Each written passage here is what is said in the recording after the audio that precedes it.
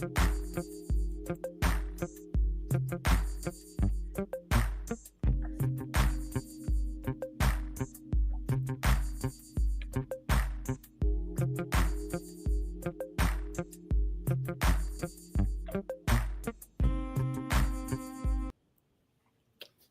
welcome to another edition of Hoops Hitting Gems podcast. I'm your host, David Jones. Tonight is no different. Got another action-packed show with some really good coaches. And I want to thank everybody, as usual, for joining in. Episode number 105 in season 4. Thank you so much. And actually, it's episode 12, excuse me. Totally 105 episodes. Man, I can't believe we've been in this 4 years going at it. Tonight's no different. I'm so excited.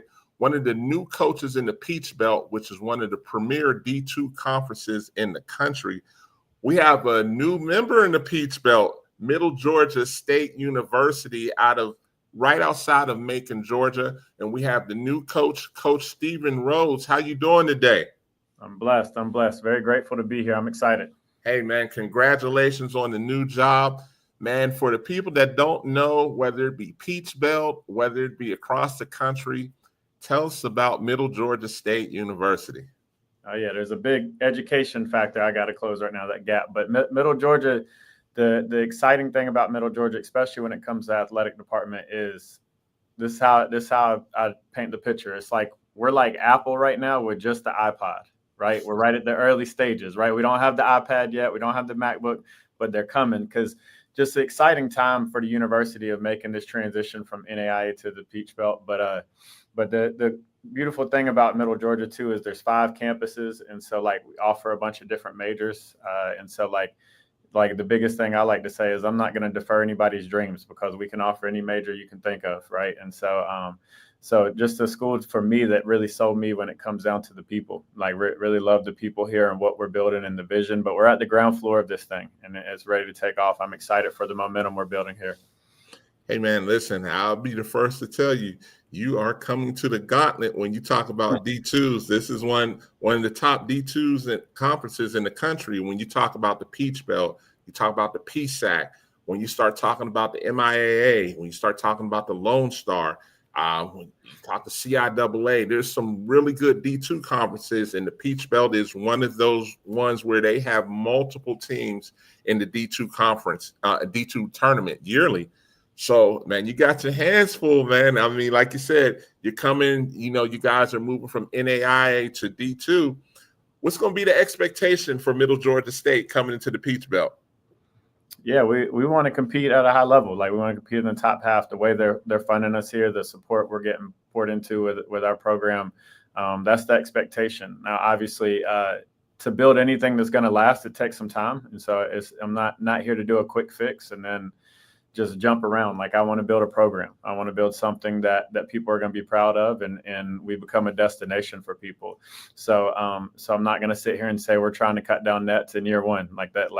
That's I understand for me, like if I do this the right way, we'll have to take some time and get in the right people and get all the right people in the right seats. So but there's no doubt in my mind the ability of what we have to offer here, and with my vision and how I know that me and my staff can lead this program, that we can compete at a high level in the Peach Belt. Let me ask this, and I always like to ask these questions and kind of pick your brain moments. Now that you're here, I mean, I already knew in the past you're a person that's going to recruit hard. But for people that are watching the show and you're going out to these independent circuits, you're going to these shoe circuits, what are you looking for when you go and look at potential prospects and you say, this is somebody I'd like for Middle Georgia State? Yeah, for me in our program, I talk a lot about 3 big things: communication, touches, and body language, right? And so one, I'm not out here seeing if you can go score 40 every time I watch you, because this is the thing. Like in my program, we're allowed to be human. So I know that and not everybody's night is going to be a perfect one when it comes to those numbers. But do you communicate at a high level? And that's something that I'm consistently watching. Are you getting touches with your teammates? So is there a connectedness, right? And then what's your body language? What's your body language after you feel a ref makes a bad call? What's your body language after you turn the ball over? What's your body language after your coach gets on you. You know, what does that look like? Because at the end of the day, that's something like I'm big on our culture. I'm very intentional about who we allow into our program.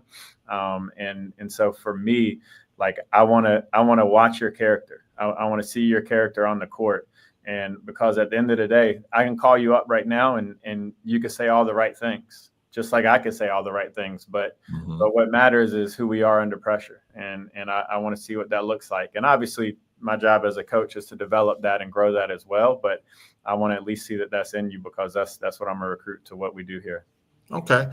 I'm gonna just shy away just a little bit and get back to Middle Georgia State as the university. Okay. Major wise, what are some of the majors that, and I know you're still new, so I understand this. What are some of the majors that may stand out for Middle Georgia State University? Yeah, well, for one, we have over 70 majors, different majors. We have, and then the cool thing about this for me, this is a new thing, is at a lot of universities I've coached at, but we're a doctoral granting university too, so we have masters and grant doctorates. But when it comes to the top majors, I would say is nursing is a big one for us. Business is another big one, and then kind of the dark horse here that you don't get at every university is we have a really good aviation school. So if you want to come here and you want to be a pilot, you can come here and do that. So when I say we're not going to defer dreams, we're not going to defer it. Like you name it, we can do it here. And you said, and I want to touch on the educational part a little more. So they have a graduate program there too, right? Yes, sir. Will you have a GA this year? Yeah, so that's in the talks of possibly doing one this year. For sure, we're going to have 1 to 2 moving forward from here on out. I know we'll have adding one for next year. And so definitely that's something I'm going to lean on a lot as a graduate assistant position to help me and our full-time assistant. So. And it's leading into questions I like to always ask. Yeah. If you have you have somebody who's been on the team 4 years and they say, Coach, I want to get into coaching or something like that, I'd love to be a GA. Would that be an option for you as well? Yes, 100%. For me, the biggest thing is as we build this program the right way, the more people that are on board that know how this works and know my expectations and our standards, the better. So if it's a player that's played for me, yeah, that is a smooth transition into it that wants to do that. I went from being actually a student manager to a GA at the school that I was a manager at. And for me, that was is something that I would definitely be big on, of being able to kind of have that transition from player to GA and people to go get multiple degrees that come here and come here to play basketball for me. Okay. Hey, and what type of style can we expect? What type of style do you like, and for the fans to expect in that Macon area and throughout the conference? What do we need to expect from Middle Georgia State this year? Yeah, I really want to play in the first 12 seconds of the shot clock. So going to have structure in how we do things, want to get out and play fast. But the nice thing, I call it a 5-out offense. So when you look out there, you're going to see 4-round-1 more often than not. And the nice thing is we'll be able to have wrinkles in it to where if we got to kind of attack mismatches, or if we got to get it into the right person's hands, we can run zoom actions or points here, different stuff out of it to kind of get it to the right people. Defensively, I call it marking up. It's kind of like a European style of just picking up full court man for 40 straight minutes, make or miss. And so just the biggest thing is when you play us, you're going to have to earn whatever you get. I don't want anybody walking the ball up the floor on us. And so not going to get too exotic with presses, but defensively, we're going to have a toughness about us and lean into our preparation of how we scout and really understand what the other team wants to do, but want to get out and play fast. So we got to have well-conditioned athletes that want to get out and play, but also want to have some freedom for our players to be basketball players and not basketball thinkers. And so I don't want them thinking a whole bunch and me having a Rolodex of plays and stopping them every second and trying to manipulate the game like that. I want us to be able to play with some freedom, but within our structure and our guidelines. And I'm glad you brought that up. So for the younger kids and even some of the JUCO kids, will you take a chance on kids that need development? Yes, thank you. I'm glad you brought that up. I'm more glad you brought that up. So for me, development is my thing. I've always hung my hat on development. Okay. I take a lot of pride in that. When it comes to our weekly schedule, we won't practice as long. right? So we won't have longer practices. And so we stay within our NCAA hours. We'll have every week, every person on our roster will have 2 individuals that will be about 20-minute individuals. And it'll just be that one person with my staff, right? So a lot of people put a focus on development and they say, this is what I do. And then you're in a group, you're in like a group position group that you do your development. But you can have 3 point guards on your team, and each point guard is at a different level and needs something different. So something that's big for me, there is going to be an individualized focus on each person in our program and their growth and developing them to become the best person and best player that they can become. So yeah, that's big. I love someone that you call me up and say, hey coach, I got one, but they need a little bit of development. And then I get excited because that's what I love to do. So. Okay. And what's a typical day going to look like? Are you a morning practice guy or you're an evening practice? So what's your style? Yeah, that'll be catered to our girls' class schedule, really. Okay. For me, I have a servant mentality. So this isn't my program. This is our program, right? And so it can't be what I want all the time. There's going to be standards and expectations that'll be what I want all the time and certain things that I demand. But when it comes to stuff like that, I'm flexible in a sense of if we have young ladies that want to major in nursing, I know when it comes to clinicals or when it comes to their labs, that requires a different demand on their schedule. And so we'll schedule around that. But typical day will consist of kind of varies depending on what time of the season we're in.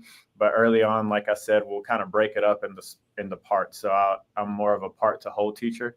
And so we'll have small groups and then we'll also have individuals. So everything is kind of factored into what we do. And this is no offense to anything. You'll never walk in the gym and see us juggling 8 basketballs or anything like that at once and doing some crazy stuff.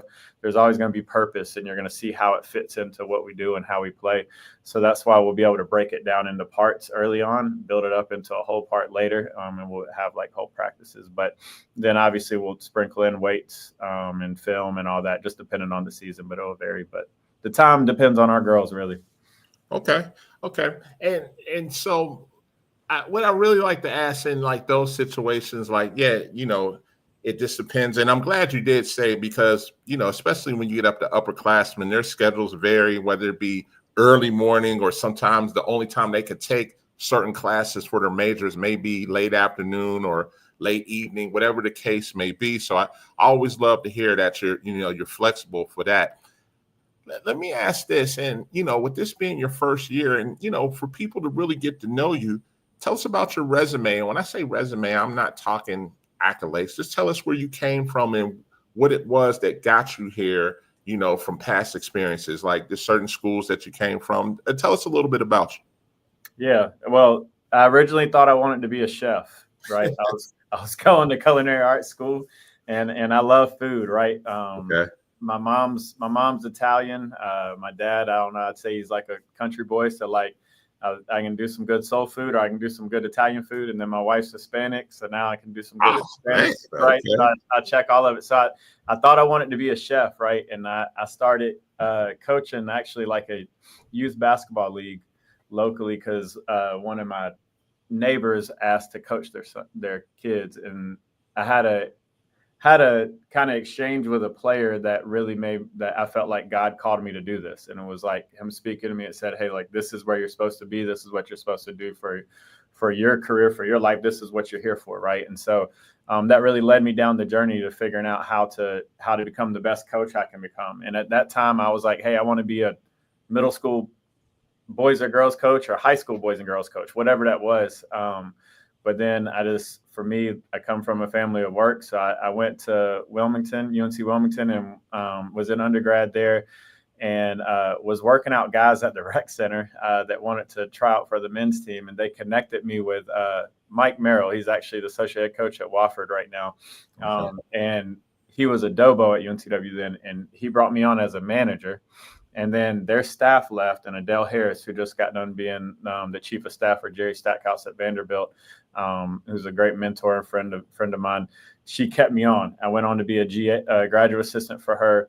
Went from there to Harcum Junior College. So I have junior college Roots and Ties. And Harkins, that's my guy. He got the job at Mount St. Mary's. Yep. Riley's a good guy. So I was living in a dorm. I think Riley moved into my dorm after I moved out, but I was living in a dorm on campus.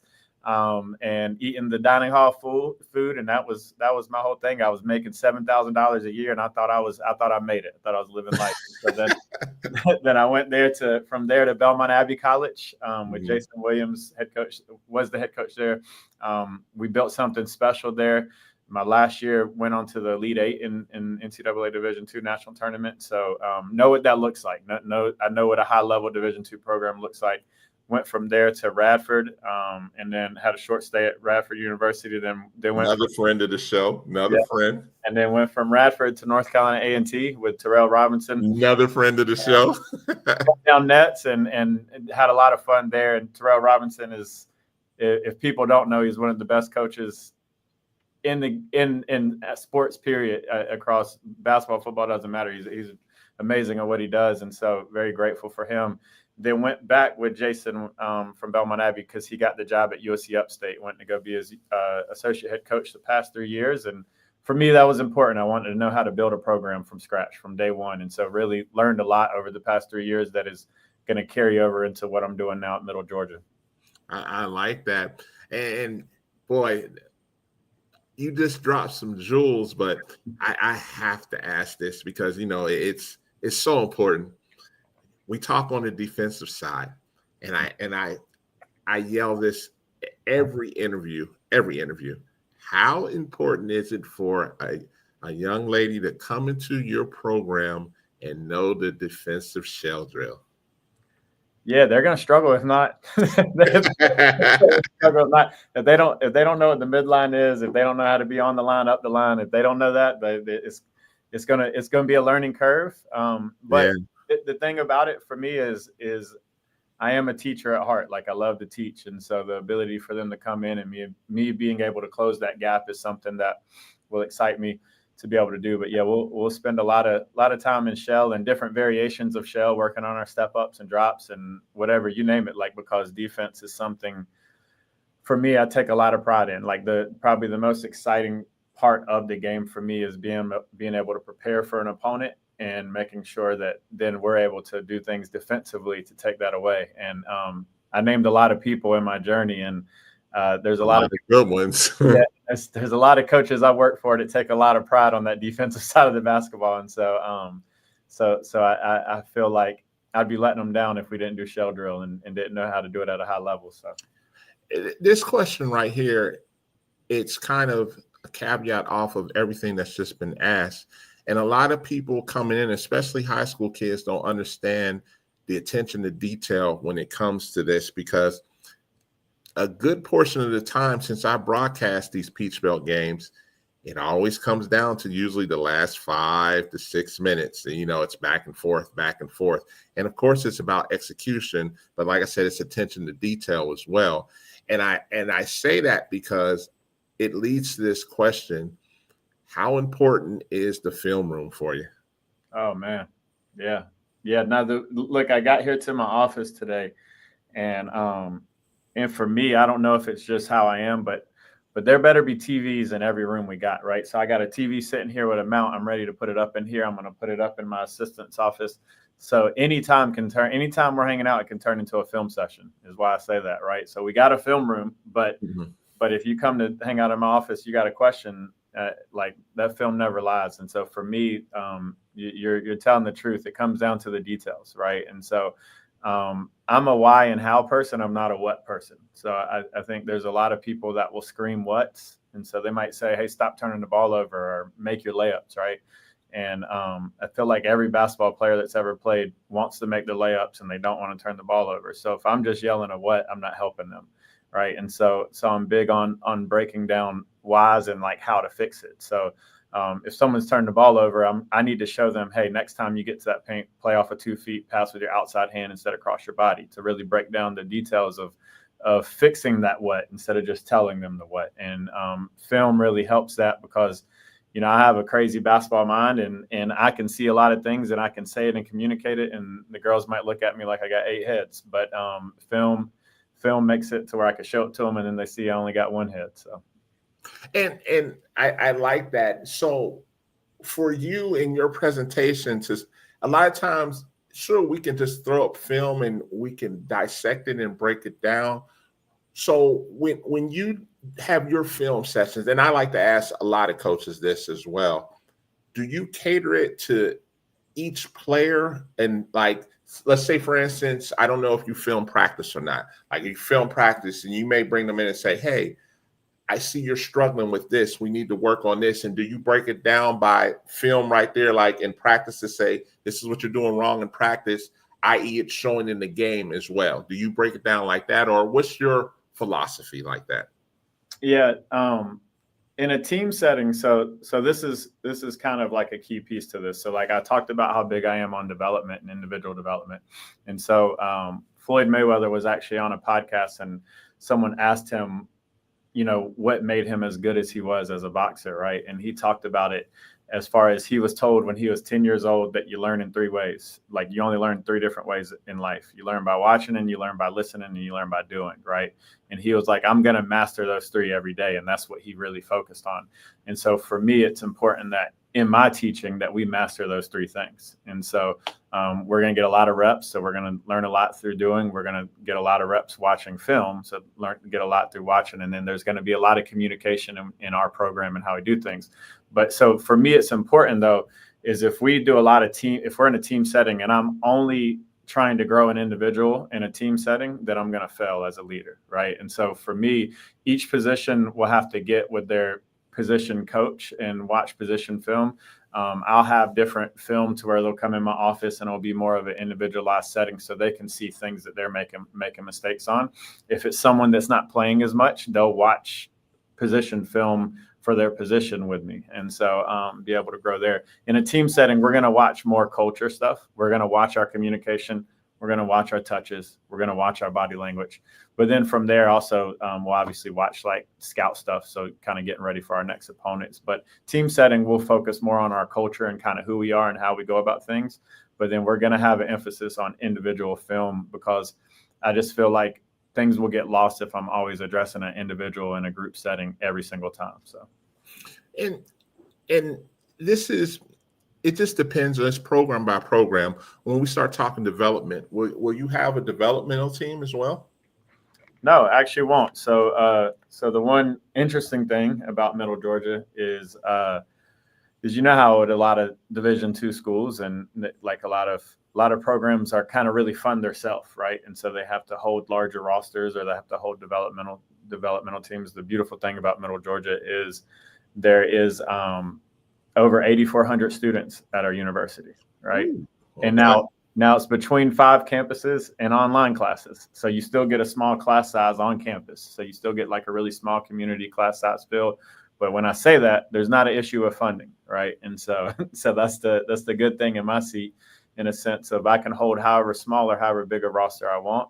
And for me, that's important, because as the young ladies I make a commitment to, when they buy into our program and our vision, it's an advantage, because now I'm not stretching me and my staff too thin, to where now we can give more focus to the young ladies that are in our program. So I think it's a really great setup for the young women we have in our program to grow at a high level.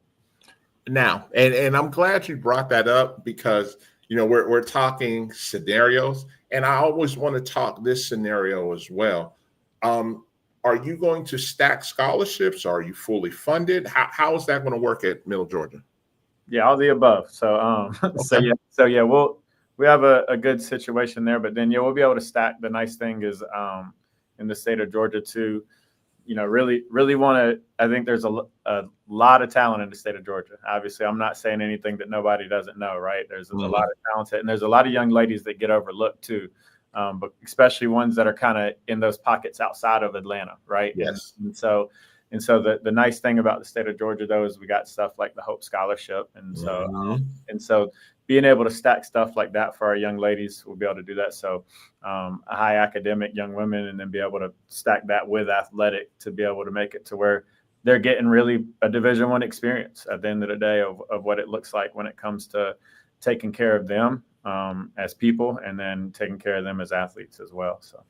And I'm glad you said all of that, because it sheds light on the importance of academics. I mean, oh yeah, at the end of the day, it's about academics, but I wanted to put you in this spotlight as well of showing the importance of high academic kids, or kids that are Hope eligible or Zell Miller eligible. So that's going to ring a bell for you right there. Like, oh, this kid takes care of business. Like, I don't have to worry about that kid. It's not to say you don't have to worry about them, but it's not to say, you said from a servant perspective, yeah, you're here to help every kid. But when it's those kids that come in here are ready to roll academically as well as athletically, yes, it does make your job a lot easier.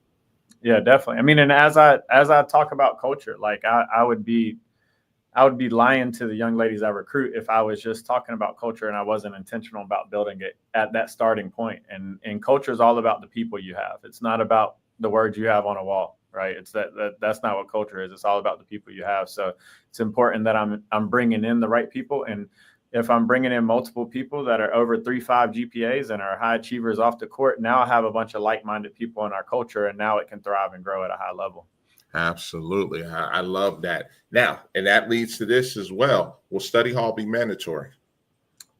That's so freshmen coming in, yes, you will coming in. But for me, because of how I recruit and because of I want to get to know the person that I'm bringing into my program, there's going to be a level of trust, right? And so I want to be a coach to where I can mentor people and develop and grow people. I don't necessarily want to be a babysitter, right? I don't want to sit here and have to hold everybody's hand in my program. And so it's important that I'm bringing in young women that are striving to be the best they can be on and off the court. And so when it comes to that, and I make it mandatory for everybody throughout their whole 4 years, I feel like I'm starting to box like individuals in. And because, I've had the privilege of coaching some very exceptional young women. And when it comes to that, you learn that everybody finds success differently. So some people want to spend 15 hours a week in study hall. Some people don't want to touch it, but they'll get the same result. And so for me, there's a level of human interaction and being able to treat our young ladies like women and talk to them like adults and understanding what is best for them. And again, making that individualized and not making everybody have to fit in the same box. I like it. That's a good look right there. I love the one in these type of interviews with, this is your time right here. And I love this right here. For people that are watching, there's parents, there's JUCO coaches watching, there's players watching. Why Middle Georgia State over any other D2, D1, JUCO option, D3 option? Why Middle Georgia State? Yeah, look, I won't say names, right? I'm not going to say any names, but I'm not the schools that have the really nice, like you're not going to come in and be wowed by our gym, right? It's not going to be state of the art and the newest, nicest thing, right? But this is the thing. I've been to a lot of my players' weddings, and at none of those weddings was there a gym at the wedding, right? There was people, right? And so for me, what it comes down to is why I chose Middle Georgia is the people. And for me, when it comes to this, there's a community feel to this. We're in a small town to where there's people that are going to connect with you and believe in you and buy into you and support you. There's a coaching staff that's going to do that. There's an administration that's going to do that. And so that's what makes Middle Georgia special is we are a place that you're going to have relationships that are going to last longer than your 4 years or 3 years or 2 years, however long you're with us. And, I'm a coach that wants to be a part of your life, whether it's at your wedding 15 years down the road, or it's helping you get your next job or helping you play professionally overseas, whatever that is. For me, that's why, because it's not a 4-year commitment for me. It's much longer than that. I love this. And before I let you go, I have to ask this question because it's the times we live in. You have to adapt now. You're in a great conference. You're in, and the way it goes in the Peach Belt, I mean, if you don't know, you're about to find out quick. Any of your players that are really good, there's going to be D1s all over them. Have you grown to the point where you've been able to adapt and accept today's climate to where if your best player is now, if she walks in that office and say, hey, coach, I I got a mid-major or I got a Power 5 now, and they're offering me NIL money. What's your take? And I love to ask this because, it's not that you're JUCO status, but some in this day and time and in being in the Peach Belt, you do have to look at it that way because of the way the conference is and how good the conference is. A lot of people are going to be coming for your kids. What's your take on that? Yeah, I mean, you said the key thing. And what you said was, if she comes in my office and says, "Hey, coach, this is what's going on," like if we're able to communicate to people like adults, and for me, like the way I look at our program is, just because I have a title on outside of my office and it says head coach Stephen Rhodes, that doesn't make me up here and my players down here. Mm-hmm. We're all on the same level trying to achieve something special together, right? And trying to grow as individuals together. And so if they can come and we're all going to treat each other like humans and people and be able to have those adult conversations, if they come and have that adult conversation, guess what I'm going to do? I'm going to call the coach right there. And whoever that school is that wants them, I'm gonna sing their praise and do whatever I can to help them, because at the end of the day, my job is to help grow and develop people. That's what I feel like I was called to do.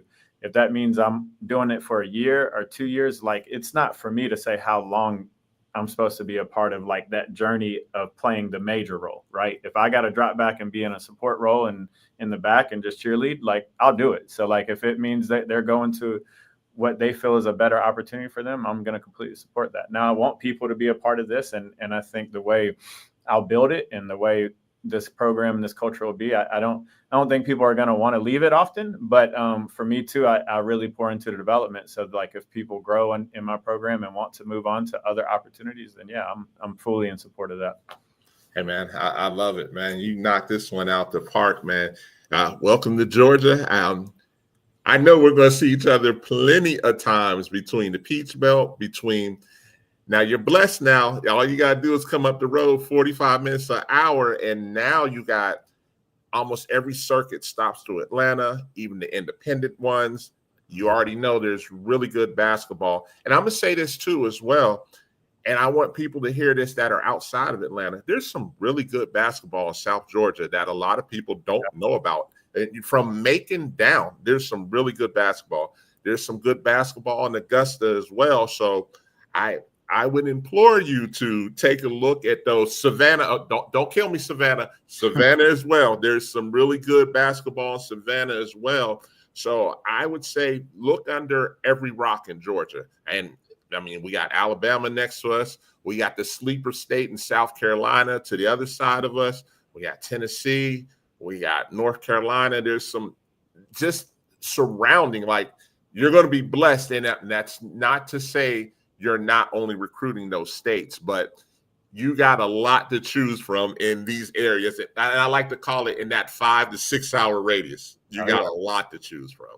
Yeah, that's the thing about Middle Georgia. We're right in the middle of this state. So I can reach everything you just said all within a pretty easy ride. And they can reach us. And so I think that's big. Any of them that want to come play for us and come be a part of something special, like I said, that they can come be the iPad or the MacBook. Because right now I just got my iPod right now, but I'm telling you, it's going to turn into something special, and you're going to be mad you didn't invest in our stock now instead of later. So, hey man, like I said, I'll be down there to see what it looks like. And, I've never been to Middle Georgia, and that's not a far ride for me. So, I'm going to come down and see what it's looking like. And actually, there's a young man on the other side that played for when me and my good friend had an AAU organization.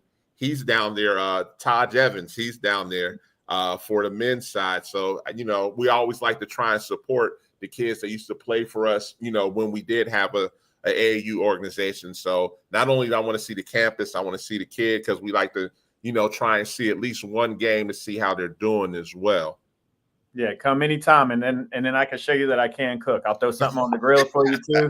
Man, listen, you ain't gotta tell me. I will be there for that. Trust me. Yeah. And listen, there's some really good restaurants in downtown Macon. You got to try some of those restaurants in Macon. Yeah. I think you will definitely like those. Once you get acclimated, definitely go try those out. Definitely. I will. Listen, this won't be the last time you come on this show, and I appreciate you coming on, and we'll talk soon, okay? Thank you. You have a good one. I appreciate you having me. I appreciate it. Take care. That was Coach Stephen Rhodes. Listen, just like being an evaluator, you can always tell the coaches that are going to be special. And the good thing about that, I think not only that Middle Georgia State made a good move in bringing him on, he adds to the plethora of really good coaches in the Peach Belt. From top to bottom, there's really good coaches, and he's going to be another one that makes this conference even tougher. Our next guest, man, I'm excited to have him on as well. For a lot of you people that don't know, he's coming from Midland College, which is a JUCO in Texas. For you people that don't know about the JUCO D1s, Midland is part of Region 5, which is one of the top regions in the country. If you don't know about Texas JUCO, coaches, you need to know about it. We got Coach Corey Hill coming on. How you doing today, Coach? Hey, man, how are you? I'm doing well. Good. I'm good, man. Thank you for coming on, man. I wanted to bring you on because we know what Texas JUCO is all about, and we wanted people that don't know about Midland to get to know them tonight. Hey, man, I appreciate it. And you made me follow up a tough act there. I want to run through a wall for that coach. I'm excited to see what he does. And, I actually came from North Florida. So okay. I was in Jacksonville. And so I know the basketball in that area, South Georgia and stuff like that. So one of my good friends actually is the head coach at Flagler. Oh, Mo. Another friend of the show. Yeah, that's my guy. Love him to death. Before he was at Flagler, he was at Georgia College. Georgia College, yep. Yeah, he was at Georgia College. So another great friend of the show. He's been on the show before. I bump into him numerous times. He comes up here to Atlanta to recruit, just like everybody else. And just like you trying to get your foot in the door here in the Georgia market. Absolutely. They all come through here. That's why I feel blessed, because at any of these circuit events or independent events, I'm bound to bump into you. And it's not just whether it's here in Georgia. I travel as well. I come out to Texas for Dave Neely's event. I'm up at Run for the Roses. I'm in Rock Hill. I go up to my good friend John Tate, where he has the Western PA Bruins tip-off. I'm everywhere as well. So there's a good chance between now and October, November, we probably will bump heads somewhere. Great. I look forward to it. Absolutely. So, man, tell us about Midland, and, tell us about the people that don't know about Region 5. Tell us all about it. Absolutely. Well, cut me off if I'm rambling, but obviously, like you said, Division I junior college, we got roughly 6,500 students. So, decent little size there. I'm geographically challenged, so I try to explain the best I can where Midland is at. We're about an hour and 15 away from Lubbock, where Texas Tech is. Mm-hmm. That's kind of the closest city that most people have heard of. We're right in the middle of El Paso and Dallas, so about 4 hours either way. So kind of West Texas area, about an hour away from New Mexico border. The women's program has been around since 1994.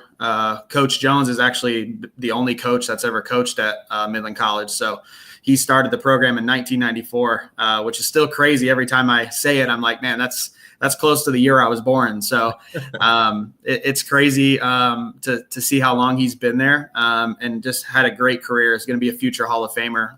Has over 800 wins, and just an absolutely great guy to work for. And so that's just a little bit about Midland College. Okay. And tell us about Region 5. For the people that don't know, tell them about Region 5.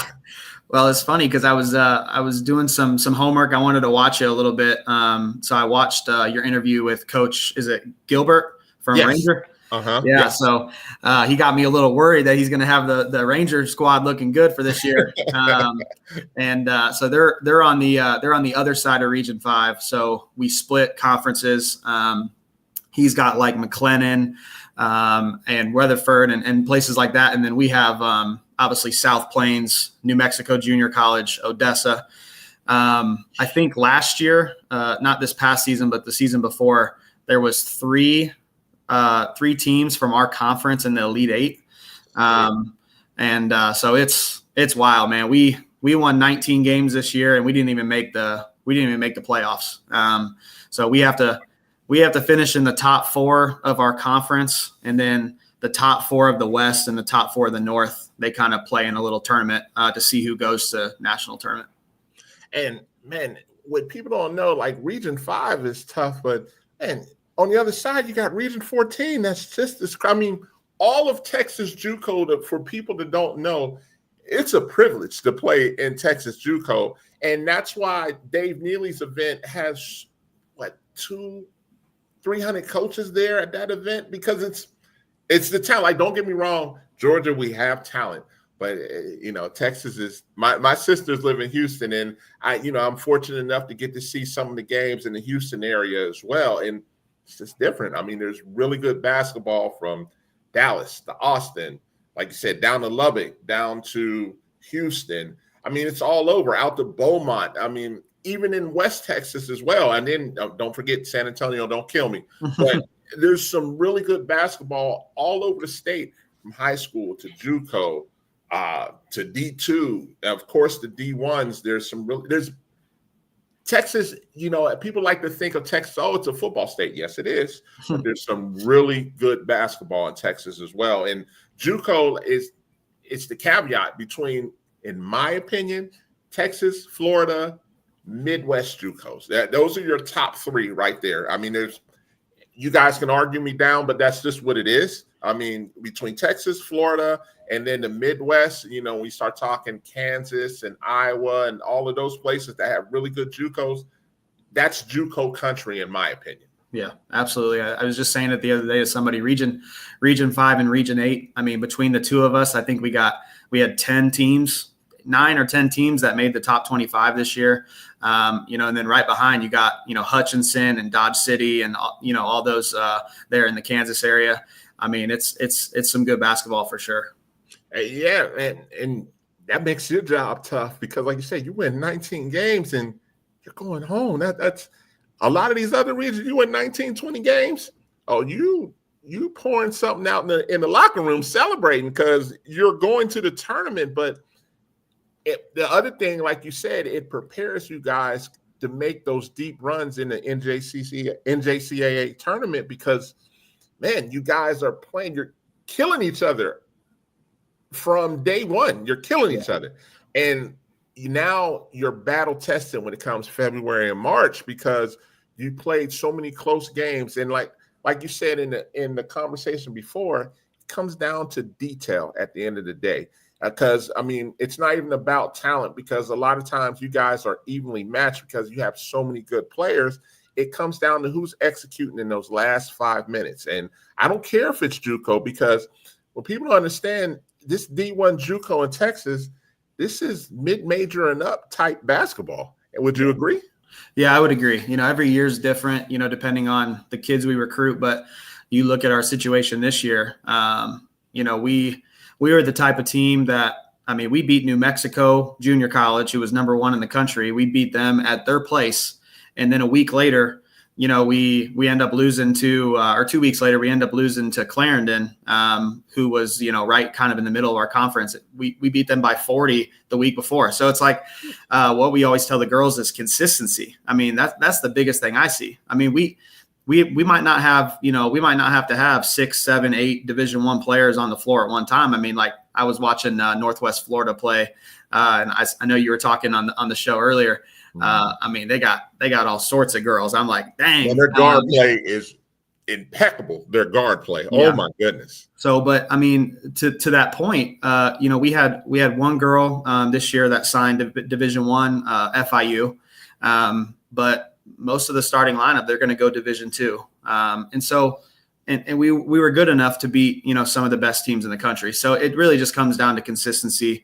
Like you talk about the detail. It's really important. And I want to talk about this because people don't understand. They think, oh, if I'm going JUCO,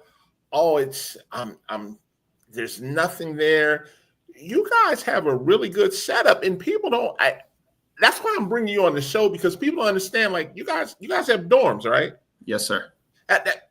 That's my whole point. Like you guys have dorms, you guys have meal plans, you have all of that. And that's why I wanted to bring you on the show, so people understand, like, wait a minute, this is better than a lot of D2 and NAI type situations, and quite honest, some D1 situations.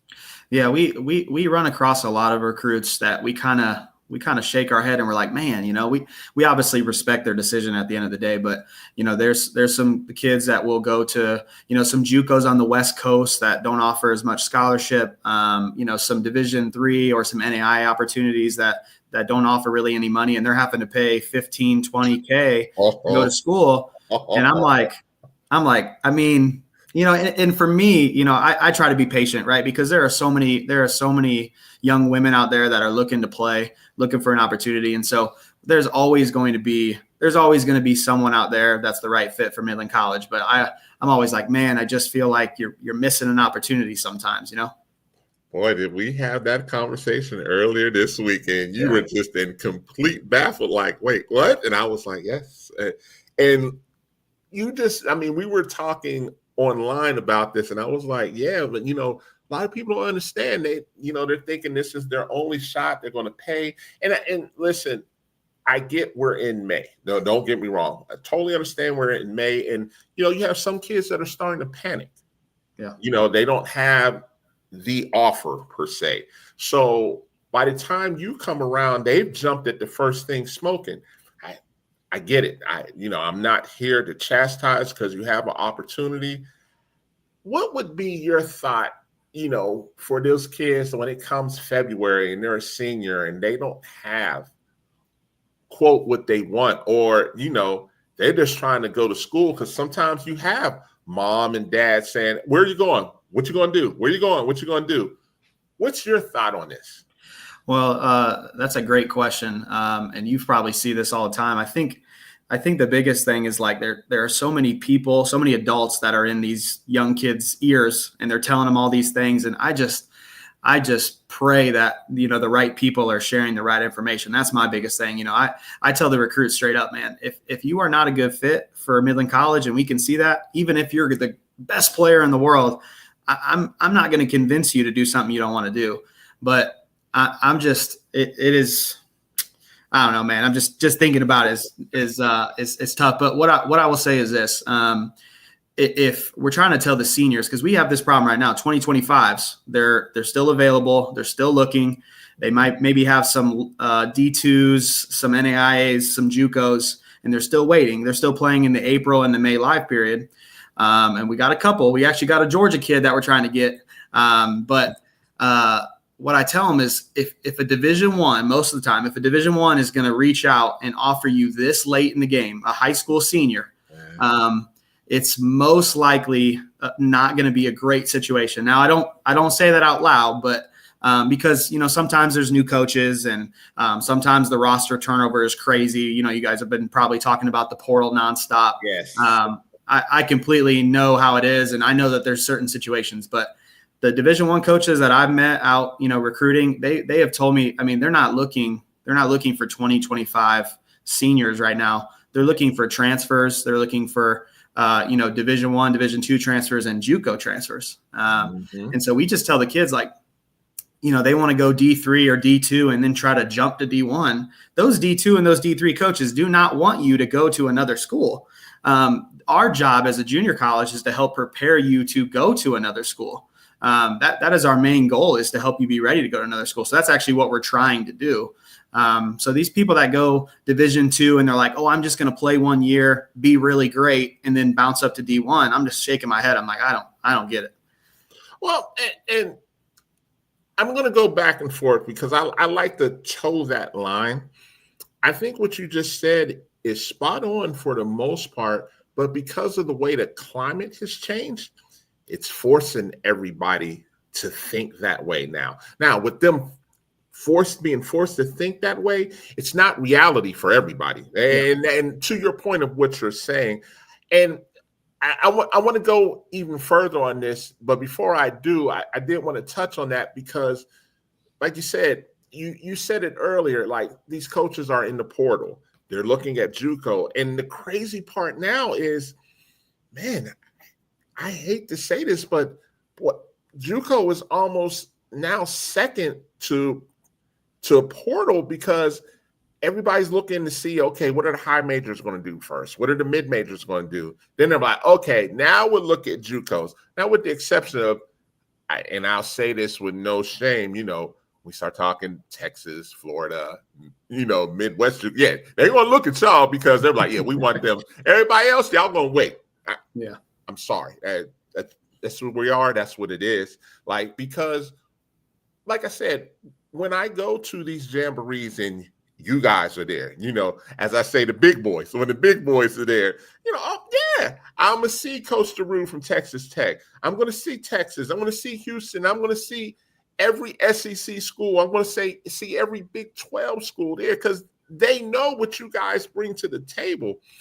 Again, this is not a knock, but, unless you're a D2 JUCO All-American, it's not a done deal that you're going high major or mid major. You better be that guy at those D2 JUCOs. And again, I'm not knocking that opportunity. All I'm saying is you guys are considered blue bloods. And with being considered a blue blood in the JUCO market, they're going to come look at you guys first. That's just, I'm not saying it's fair. I'm just saying what it is. I mean, just like we talk about North Carolina, Duke, Kentucky, those type of schools, we know what it is when it comes to those schools. When it comes to Region 5 and the rest of these really good JUCO regions, they're coming there first before they come to, I won't even name another region because I don't want 100 emails say, hey, what are you trying to say? No, I'm not saying that. What I'm saying is you guys are blessed. I mean, when you see a New Mexico JC, when you see the facilities, you're like, wait, what is this? Is this JUCO? Hey man, listen, when I got to Midland College, I drove my car from Jacksonville, Florida, all the way across the country. It felt like it took a whole day to get through Texas. And when I got to Midland College, I thought I was at the wrong place. I mean, this place, I was like, this is a junior college? Where are we? I mean, that we have an arena that we play in. The campus is beautiful. That's crazy. I was on the outside of Midland. I'm like, oh, this is kind of, I kind of expected this a JUCO town, but then I get into the town and, we're about 180,000 in Midland. And the campus is just unbelievable. I tell most of the recruits, like it probably looks more like a 4-year campus than it does a JUCO. And so we're blessed, man. We are blessed with great resources, great facilities. And obviously it helps, moving forward to try to recruit some kids to come out to Midland. I think you're missing one thing though. The thing about those JUCOs in Texas that makes it even more kind of attractive, it's those towns and the support you get from those towns. It's like you guys are the big ticket in town. Yeah, I agree. I actually was at Western Nebraska for a year. Right after the year, they went to the Final Four, and it's just a different vibe. I love my time at Western Nebraska. We played some good basketball, but it's just not the same when we're in a little bit bigger region, bigger city. I mean, Scottsbluff was about maybe 10 to 15,000, and we jumped that up to almost 200,000. I mean, we get a good amount of support, and I know Coach Jones. We're trying to build more support from the community because it's just really important to us there in Midland. Listen, man, so, okay. You guys are fortunate enough with JUCO. When do you guys start? Do you start summer? What's the expectation? I want people to understand what JUCO looks like. When do you start? Like you sign a kid. When do they come to Midland to start working out? Yeah, I've heard that some junior colleges are starting earlier, like they're getting their kids in June. We don't do that. We give them the summer off, and they come right at the middle of August. Okay. I want to say classes start mid to late August, and so we get them here maybe about a week before classes start. We get them settled.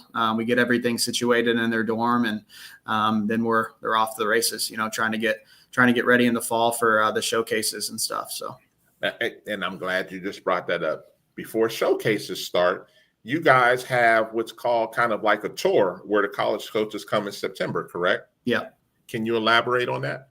Yeah, we didn't see a ton of it this year, but I know Coach DeRue from Texas Tech, he was able to stop by. He's a good friend of mine as well, and I always appreciate him showing support for the JUCO, just an hour down the road. So, yeah, I mean, it's a lot of the coaches will come through that little pathway of Midland, Odessa, New Mexico Junior College. You can hit some of those JUCOs and really kind of get an idea of some girls that might be on the radar.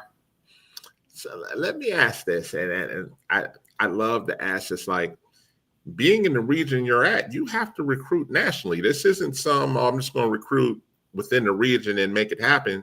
You're recruiting all over the country, correct? All over the world. My bad, because you do get the international ones too. Yeah, you do get the international about ones. half of our roster last year was international. Wow. And so, one of the nice things about having the resources that we have, we're able to do that. And I know a lot of the JUCOs in Texas are able to do something similar. But I think probably this year will be similar. About half the roster is going to be international. So we like to make sure we touch our base in Texas, make sure, we get some Texas kids. But you're right. We have recruited all over the country. We're bringing in a point guard from Minnesota, trying to get this kid from Georgia to come out and join us. But yeah, we got a kid returning from Sweden, Australia.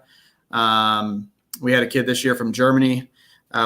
We signed another guard from Italy. So, we're really just trying to get all the countries involved, but no, it's really cool. It's one of the things that we talk to the recruits about is the coolest thing for me is to see just the diversity and culture.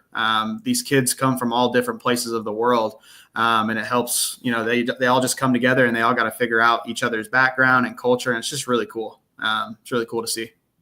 And let me ask, placement wise, because I'm big on this, and it's not a time to brag or anything, but what's the placement rate like of all your kids that come through Midland? Is there a good chance that everybody's going to end up going to a 4-year school? Yeah, that's a great question. And I was trying to do some research the other day. I was talking to Coach Jones. I was talking his ear off. I was trying to learn all I could about the history that he's had. But I would say, if I had to put a number on it, I would say we have 15 normally on a roster every year is what we try to shoot for. I would say every year, somewhere between 12 to 14 of them are getting a 4-year. Obviously half of them are sophomores and half of them are freshmen, but you kind of get the idea. I would say, I always like to say it's about 80 to 90% are going to get 4-year offers right away. And the ones that don't, normally it's because they just choose not to play anymore. We had a young lady this year that could have went probably low major or maybe high D2. And she was kind of ready to do something different. So, and obviously we respect that too. But for the most part, if you come in here and do your job, I mean, it ain't going to be hard to get you somewhere. Let me ask this, and I'm glad we're talking this, but I want to stray just a little bit because I didn't really even think about it. We just jumped right into it. The academic piece of Midland, you're getting these 2-year degrees, and I want to stress the importance of some of these 2-year degrees because sometimes people are getting certifications to go with these 2-year degrees. I want to touch on that just a little bit. What does Midland offer that makes it attractive to move on to these 4-year schools? Yeah, that's a good question too. I would say the biggest thing that Midland College is known for is probably the liberal arts and the humanities. That's where most of our degrees end up, but very heavy in the health sciences. We have a partnership with Texas Tech. And so there's a whole building that's kind of like Texas Tech building on our campus that has some of those health services career classes and stuff like that. We do business, we do some engineering pathways. And so we really have a lot of different options. We do some nursing stuff too. I know a lot of young women are looking to get into nursing and do that route. We have education. So, women that want to become teachers and stuff like that. So I'll be honest with you, man, I've obviously been impressed with the basketball, but I've been more impressed with the academics because I know JUCO gets that stereotype of like, it's a 2-year school. My grades are good. I'm a good student. I don't need to go JUCO. And I'm telling them, I'm saying our team GPA was like a 3.5. I mean, we have girls that are getting it done in the classroom, and it has nothing to do with the academic. I mean, the academics at Midland College are, as far as junior college is concerned, I've been very impressed. The professors there, the administration there, it's just, it's impressive. Now, let me jump back into this because while you were talking, my mind is just spinning. Man, with the level of basketball, I know you guys are big on development. I understand that, but you guys are looking for impact players for the most part because of how tough it is. Like you said, you win 19 games and you still don't move on. So what are you looking for when you're looking for somebody to say that's a Midland player? Yeah, that's a great question because I'm getting ready to go down to the Clash of the Clubs in Houston. So I wish I was. You're probably going to Lake Point, aren't you? Yeah, I'm going to Lake Point, and I'll be at Lake Point half, and then I'll be at EYBL Birmingham the other half. Okay. Yeah. I wish I could go to Atlanta, but I'll be in Houston. But it's great segue because I was just thinking about, what are we going to be looking for? I mean, I think the biggest thing that separates, I've listened to a couple of your interviews, and people keep talking about, you don't have to score 30 or 40, to get the attention. And that's so true. The kids, I think it was the coach from, was it Florida Tech? I was watching your interview with her. Coach Ross, yeah. Yeah. And she said it really well. I mean, just playing hard. Like I feel like that's so hard to find. Just playing hard. I mean, obviously we love kids that, have great form, can shoot the ball. You obviously have to guard. At our level, we got point guards that are 5'9", 5'10", 5'11". It's ridiculous. The kid from New Mexico was like 5'10", and she was just running circles around everybody. But just playing hard. I want to go, and I want you to stand out. And we tell the girls all the time, you got to be able to stand out. And they probably don't know kind of how. They think they got to score 40. And I'm just play hard. Mm-hmm. Just separate yourself by playing harder than everybody, because then that'll get me to stay at your court and make me want to come watch some more. Absolutely. I need to clip that right there. I mean, like you said, what Coach Ross said, I mean, so many parents I see sometimes after games, parents are on their kid. You didn't score. How are you going to get seen if you didn't score? And sometimes I just be like, it's not really what this is about. Like, there's some kids I see. There's a young lady I saw 3 years ago at Run for the Roses. And I always like to say this, and I like to use the hashtag, you never know who's watching. She was on like court 45. Court 45. I'm just walking. I was like, I'm just walking, just to walk around. And I'm walking, and she was playing so hard. Now, don't get me wrong. Yes, she was 6'3". Yeah, she was 6'3", but she was playing so hard and aggressive. I sat down, and a couple of my friends that are coaches, they saw me sitting down, and they said, if you're sitting down, there must be somebody over here. And I just did this. I pointed. So now one is sitting next to me. Here comes the second one sitting next to me. Here comes the third. And I was like, man, whoever that is right there, I was like, somebody's missing out. Fast forward now, she's a Division I player, but like she was unheard of. But like you said, the effort, she was a monster on the boards, a complete monster. She had one go-to move, and we're like, like you said, yeah, development is important, don't get me wrong, but it was the intangibles that she had that she was so good. I was like, man, I tweeted out about her that night. The coach saw me the next day and was like, thank you. And I was like, for what? It was like, because the next day there was 15 coaches on his court. And I was like, and rightfully so. Yeah. Rightfully so, because I was like, what she brings to the table, I mean, she didn't score 30, maybe 10, 8 to 10, but she dominated on defense. She dominated on the boards. And I was like, oh, yeah. I was like, I like her. That would have been a situation. Look, I would have been texting you in the hotel room like, hey, man, I just saw one you need to look at immediately. Well, I'm glad we're connected now because I know you'll be out there on the circuit. Yeah, absolutely. My time is from April. I mean, when I leave Final Four, because I covered the Final Four, from April until July, August 1st, I go dark for a minute because I'm exhausted. By that time, I've been everywhere. I'm tired. I need a break before we start up our camps and stuff like that, and we start up jamborees, and then I'm back out on the road to, other jamborees that aren't my own, Dallas. I go up to Chicago. I go down to South Georgia. There's a really good one there. So, like you said, this is me. And I tell people a lot of times, you have to honestly love this. Like you said something and I laughed. Like I said, for you to drive from Jacksonville to the middle of nowhere, Texas, you have to love this. And if you don't love this, this isn't the sport for you. This isn't the business for you. Hey, listen, I'll tell you something, man. I was coaching high school in Jacksonville, and I was teaching full time, and I had about enough of that. I love the coaching. I love the coaching. We had a great team, had a great year, but the teaching is just, it wears you out. And I just missed being able to do college basketball 24/7. And me and my head coach, my boss, we talk about it all the time. Most days we don't feel like we're working at all. We don't feel like we have a real job. Now, there are days that are tough. We get pretty disappointed when we miss a big time recruit that we thought we were going to get. But if that's the worst thing that happens all year, then we live a pretty great life. Absolutely, man. And closing out this, why Midland over the other quality Texas JUCOs? Why Midland in general? What's going to stand out for Midland for somebody or parent to say, I'm going to send my baby to Midland College? Well, number one, you won't find, in my experience, you won't find a better guy to keep your kids safe than our head coach.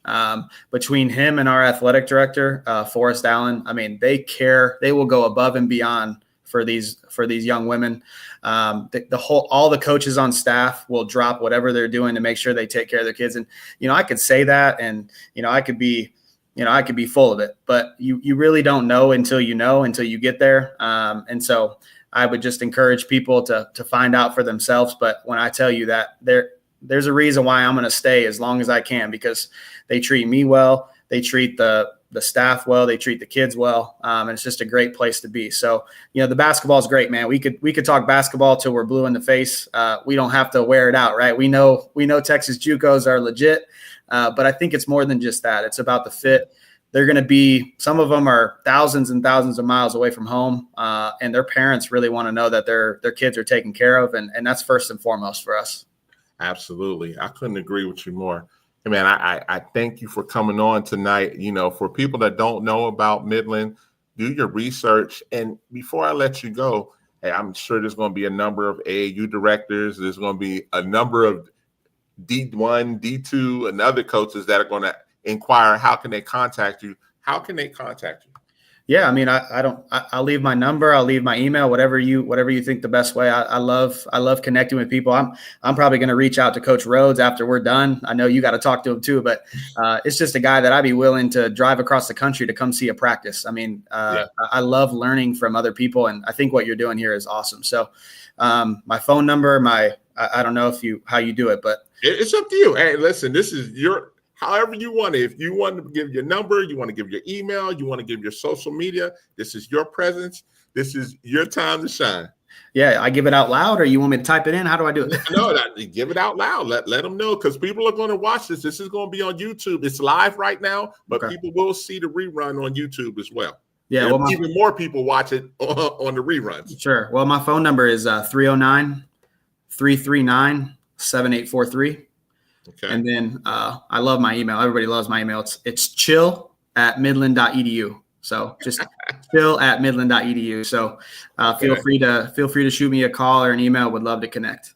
One last thing, because they do this as well. How can they reach you on Twitter or whatever other social media platform? Yeah, I'm on Twitter, X, Coach Corey Hill.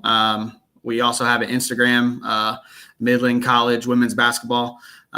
Would love to get connected, but yeah, Coach Corey Hill is my Midland, or my X, whatever they call it. Yeah. Twitter/X. I got you. Yeah. Hey man, I appreciate it. And I'm pretty sure we're going to bump heads over the next 3 to 4 months somewhere in some city. I mean, like you said, you just hit it right on the head. When it's something you love, it's not work at all. I mean, we both love, and I always like to say this as well. And this is where I build some of my best relationships. Some of my best relationships I have, it's not always about a kid that I send to you. It's the kid that you don't like. And when I say it's the kid you don't like, that's because we like to talk philosophy. And I'm like, I like that kid. And you're like, and sometimes it's not that you may not like them. It may not be a fit for you guys, but I like to go back and forth, because I like, in one of the great expressions, iron sharpens iron. So I can get to understand what you like, you understand what I like. And, and then it's coming to a medium like, okay, I know that's a Midland kid. I know for a fact that's a Midland kid, or I could say, okay, this is a kid. Hey, if you want this one, it's going to be, you need to give X, Y, and Z, because now I'm sending you pain points of what they don't have that you're expecting. Yeah, for sure, man. There was a Georgia kid out at South Plains this year. I don't know if you. Yes, I know. Yeah, I know. She's a baller. Yeah, she's a little player. There's a Georgia kid at South Plains. There's a young lady from McLennan that's from Louisiana. She's going to be pretty good. She was a freshman this past year. She'll be back this year. I have ties to her as well because she was from that Shreveport area. Yeah. So she was pretty good. But no, when I say Georgia, Alabama, I'm originally from Pittsburgh. So, okay. Up north of Pittsburgh, Pennsylvania, Ohio, West Virginia, Maryland, I'm tied to a number of those. I went to school in Ohio, so I know the Ohio and Michigan players as well. So, like I said, we'll have a lot to talk about. Yeah, a whole lot. That sounds great, man. Well, I really do appreciate you having me on. Anytime, man. This won't be the last time on the show. I like to tell anybody that comes on this show, you come on this show, you're considered family. So this won't be the last time you come on, okay? My man, I appreciate it. All right, you have a good one, okay? All right, you too. All right. Coach Hill, man, like I said, there's some coaches where it's interview, but there's other times where it's not even an interview. It just becomes we're just talking and it goes easily past 30 minutes. And he's one of those guys because, when you're talking philosophies, you're talking basketball. And I know for me, you can get away to talking, because it's something you're passionate about. And when it's something you're passionate about, there's no time limit, basically. That's going to do it for tonight. We're going to have another show Thursday night, the day before live period. I'm going to have 2 more coaches come on, and we're going to spread the gospel, as I like to say. We're going to keep talking men's and women's basketball because I like to talk both sides. I like to talk every level from Division I, Division II, Division III, JUCO, NAIA, Canadian college, military basketball. If this is something you want to do, there are options out there for you. Now, you have to be passionate because everything you want sometimes doesn't come on the first strike. Sometimes you have to go out of your way to get what you want. And if we can present something on this platform for you to take, heed and take notes on, then I think we've done our job.